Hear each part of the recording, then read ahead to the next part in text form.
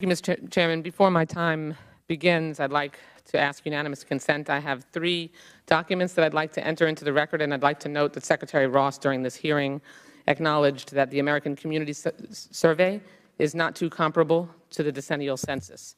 I have here the 2000 census, decennial census form, which does not include a citizenship question. Without objection, so ordered. Thank you. I have here the American Community Survey from 2000, which went to approximately 3.5 million people and was used in only 4 test counties in the entire country. Without objection, so ordered. That did have a citizenship question on it, but was not the decennial census. And I have here the long form question from 2000, which went to 1 in 6 people, which is also not the full decennial census, and that does include a citizenship question. Without objection, so ordered. Thank you. The point being that there was not a citizenship question on the 2000 census, as has been referred to here multiple times.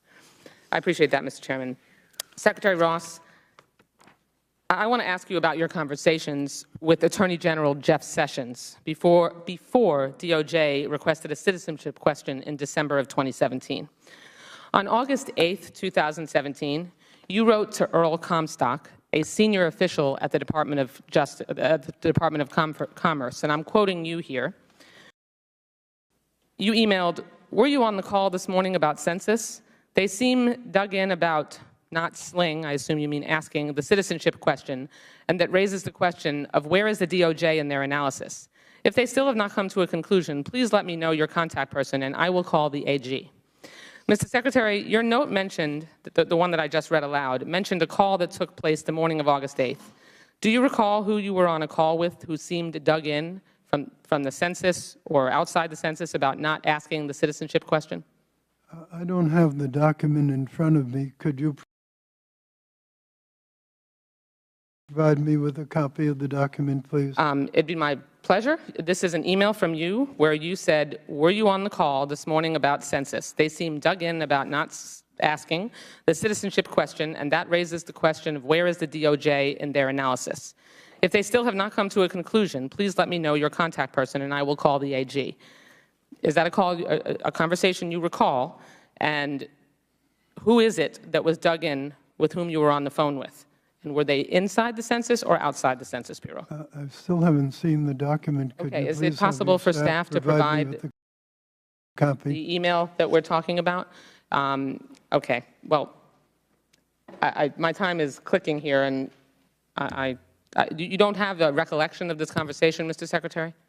I'm trying to recall it, but it would help me a great deal if you could give me a copy of Well, that. I'd like my time not to expire while this transaction is occurring. If you would lend me your copy, I promise to give it right back. I'm happy to do that.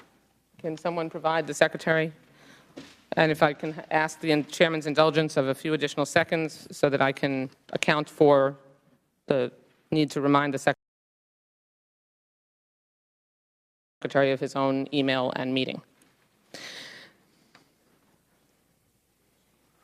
Thank you. As you can see from this document, it's filled with typographical errors. Well, it's an email from you, Mr. Secretary. I beg your pardon? It's an email from you. Yes, my email is filled with typographical errors. It says, "They seem dig in." Clearly a typographical error. Right. I assume it's Doug. About not sling the census. Asking? Question. I'm assuming that you were saying, and you can confirm this for me, they seem dug in about not asking the citizenship question. Well, my point is, it's quite obvious from the typos that this was a very hastily written okay, I don't want to, Mr. Secretary, it was your email and your phone call. Who were you referring to that was dug in that morning on that call and were they inside or outside the census about not asking the citizenship question? That's clearly what you were asking, typos or not. I do not know the answer to your question as I sit here, ma'am. You are just continuing to stonewall? You don't know the answer? Is that because you don't remember the conversation on the phone? You don't remember sending your own email that's before your very eyes? This does not say that I had a phone conversation. Okay. with them. It said, were you on the call this morning about the census? Anyway, No, I'm going to move on, but I would like you to answer that question for the record, Well, please. I was asking the question Yes. whether that other person was on the call. And I'm did you sorry, get an answer? Would you please let me answer the question? If you would actually answer it, yes. I was asking the question whether the recipient of this email had been on the call. If I was on the call, I would have known who was on it. So pretty clearly, whatever call this is referring to does not appear I was Okay. even on it. Mr. Secretary, I'm going to move on, but I'd like the answer to that question about what you were referring, who you were referring to, and what you were referring to for the record, please. The note that I mentioned, that I just read aloud, took place the morning of August 8th. Do you recall who you were on a call with who seemed dug in about not asking the citizenship question? I'm sorry, but I have to correct. You were on the phone. You were on the phone with an individual. Do you recall who you were on a call with, or who your staff was on a call with that you were referring to, who seemed dug in about not asking the citizenship question? This question asks Earl Comstock, who was the recipient, whether he was on the call. It doesn't say. Do you that I recall was his? on the Okay. call. Do you recall his answer? I don't recall being on Okay. any Did call. you call the Attorney General following that email in or around August 2017? And if so, what did you ask him to do? The gentlelady's time has expired, but you may answer. I will answer.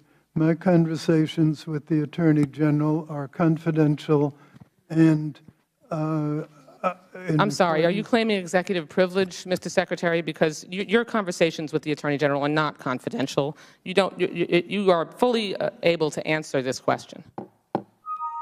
You may answer. That's not a question, so I have nothing more. It to is a answer. question. I'm asking if you're claiming Mr. Jordan. Mr. Chairman, can you direct the Secretary to answer whether he is claiming executive privilege and refusing to answer my question as a result? Because he is fully able, as far as I understand the law, to answer that question. Are you claiming executive privilege? I'm not claiming executive privilege, sir, on this topic. What I am claiming, and I believe is the fact, I don't say that I was on the call with anyone. But That's Mr. what Chairman, the original question was. I was asking someone else. Mr. whether Chairman, that my person- question that I'm referring to is, did you call the Attorney General following that email in or around August 2017? And if so, what did you ask him to do? And the Secretary said his conversations with the Attorney General are confidential, but now he says he is not claiming executive privilege.